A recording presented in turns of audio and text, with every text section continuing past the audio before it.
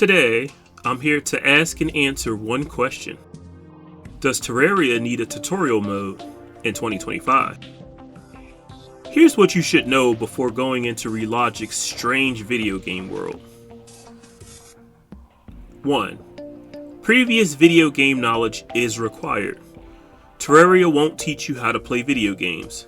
So no entry-level jobs, people. You need experience. Boy! 2. Some in-game mechanics are very good and greatly improve the overall experience. However, some of these mechanics are questionably hidden or obscure, but more on that later. 3. There's a lot of trial and error in Terraria.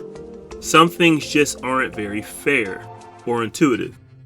This isn't necessarily a bad thing, but it's important to be aware of. Okay, so with that said, let's get started.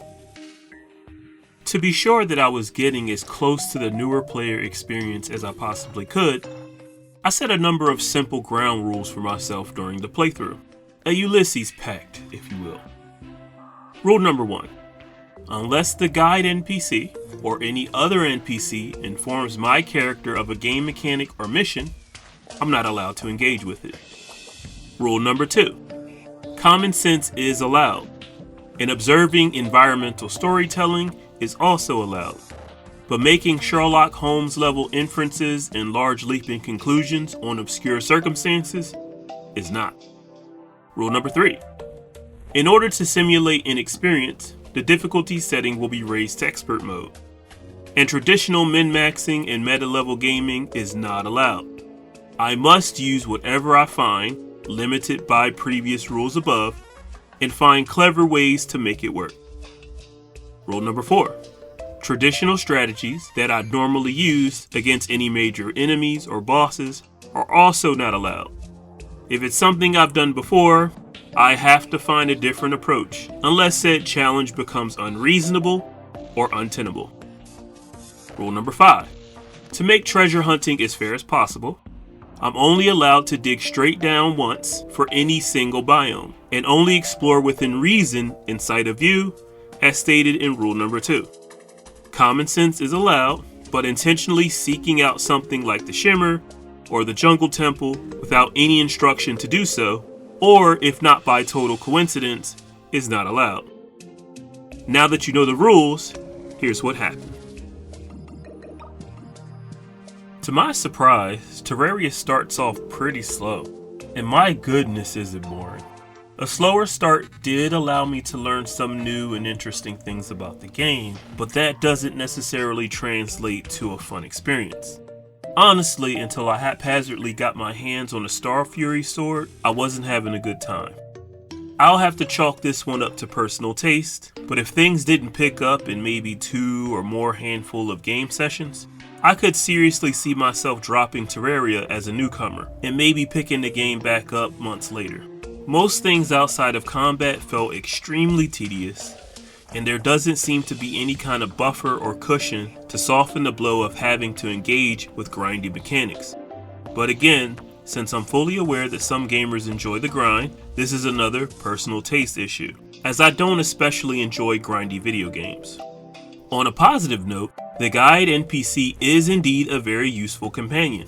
Referring to him when you need assistance appears to work very well. If you happen to complete any or all of the suggested tasks he has for you, he'll start suggesting newer, more interesting ones, all the way up to the underworld, or at least in pre-Hardmode he does.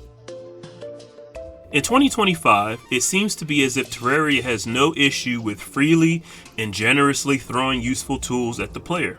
I had more bombs and utility potions than I'd ever need. I was also frugal and practical with my resources.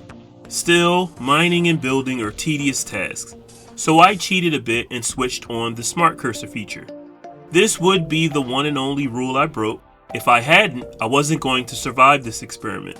Some things in this game are needlessly monotonous and impractical. I just didn't have the patience or energy to endure it anymore. Psst. Hey Relogic, quick suggestion. Make Smart Cursor an essential gameplay hint, a prominent feature, or task agenda. Don't allow the player to go on without being aware of this optional mechanic. it greatly improves the overall gameplay experience by a mile. Another useful feature is the item favoriting function, of which I didn't use in this playthrough, but I understand why this individual mechanic is a bit more of a hidden advanced feature.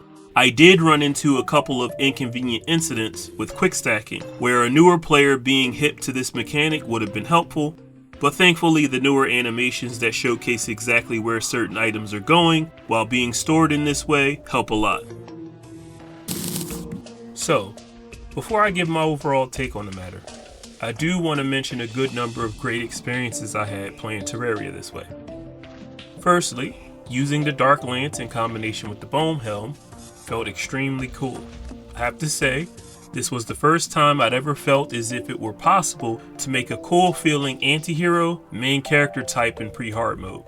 The effects of the Brain of Confusion towards the end, i.e. the underworld biome, really added to this feeling. Also, I didn't notice until I obtained the Houndius Shootius that I came all this way without ever using minions. I barely noticed that I didn't have any living trees on the surface, and this playthrough was my first and only time battling Deerclops. It's only fair that I additionally point out just how much the overall dungeon has improved. Seeing as how I was one of its biggest critics concerning the 1.4 changes, namely the breakaway crumbling tiles feature, the way that the tiles crumble currently feels a lot more intuitive and seems to make a lot more sense. Also, I want to assume it's intentional that the developers made the preparation to the Wall of Flesh fight an introduction to time-consuming, long-form building projects. If this is indeed intentional on their part, it's quite brilliant, seeing as how this boss is unofficially the end of the first act. Okay, final thoughts. Does Terraria need a tutorial mode? In my opinion, no, not really. Would the game benefit from being a bit more forthcoming, especially with some of its more obscure quality of life features and mechanics? Most certainly yes.